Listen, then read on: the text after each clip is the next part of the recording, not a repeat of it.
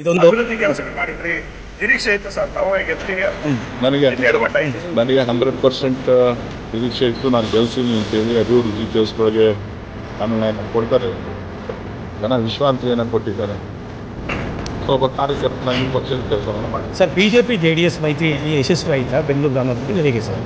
ಒಟ್ಟಾರೆ ಇಡೀ ಮೈತ್ರಿ ರಾಜಕಾರಣದಲ್ಲಿ ತಂತ್ರ ಕುತಂತ್ರಗಳು ಕೆಲಸ ಮಾಡ್ತೀವಿ. ಈಗ ತಂತ್ರ ಕುತಂತ್ರಗಳು ಕೆಲಸ ಮಾಡ್ತೀವಿ. ಅದನ್ನು ಸ್ವಾಗತ ಅದರಿಂದ ಹಿಂದೆ ಸರಿಯುವಂಥ ಪ್ರಶ್ನೆ ಇಲ್ಲ.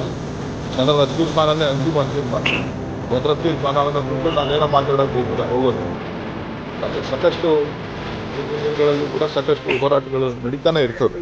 ನಾನೊಬ್ಬ ಪಕ್ಷದ ಶಿಸ್ತಿನ ಸಿಪಾಯಿ, ಕಾರ್ಯಕರ್ತ, ಜನರ ಸಾಮಾನ್ಯರ ಜೊತೆ ಬೆಳೆದಂಥದ್ದು ಕೂಡ ಅದನ್ನು ಮುಂದುವರಿಸ್ತದೆ. ಸರ್, ನಿಮ್ಮನ್ನ ಸೋಲಿಸಲೇಬೇಕು ಅಂತ ಏನು ಪಣ ತೊಟ್ಟಿಲ್ಲ JDS ಮತ್ತು ಬಿಜೆಪಿ ನಾಯಕರು ಹೇಗೆ ಅಂತ ಸರ್? ನಿಮ್ಮನ್ನು ಸೋಲಿಸಿದ್ರೆ ನನಗೆ ಅದು ಗೊತ್ತಿಲ್ಲ. ಅದ್ರ ಬಗ್ಗೆ ಎಲ್ಲ ನೀವು ವಿಶ್ಲೇಷಣೆ ಮಾಡಿ.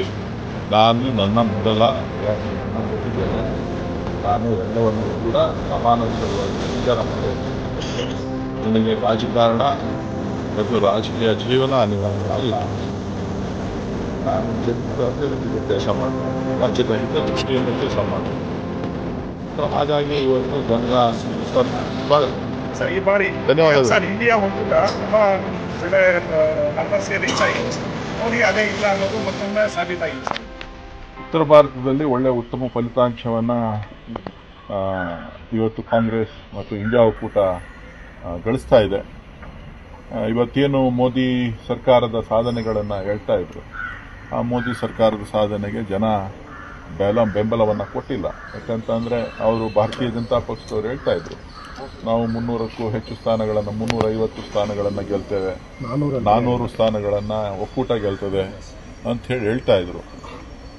ಸೊ ಆದರೆ ಅದು ಇವತ್ತು ಬಹುಶಃ ಮಾಧ್ಯಮಗಳ ಸರ್ವೆ ಕೂಡ ಸುಳ್ಳಾಗಿದೆ. ಮಾಧ್ಯಮಗಳು ಕೆಲವರನ್ನು ಸೋಲಿಸ್ತಾ ಇರ್ತಾರೆ, ಕೆಲವರನ್ನು ಗೆಲ್ಲಿಸ್ತಾ ಇರ್ತಾರೆ. ಮಾಧ್ಯಮಗಳು ಯಾವ್ಯಾವ ಸಂದರ್ಭದಲ್ಲಿ ಏನೇನು ಮಾಡಬೇಕೋ ಮಾಡ್ತಾ ಇರ್ತದೆ. ಅದನ್ನು ಸ್ವಾಗತ ಮಾಡ್ತೇನೆ.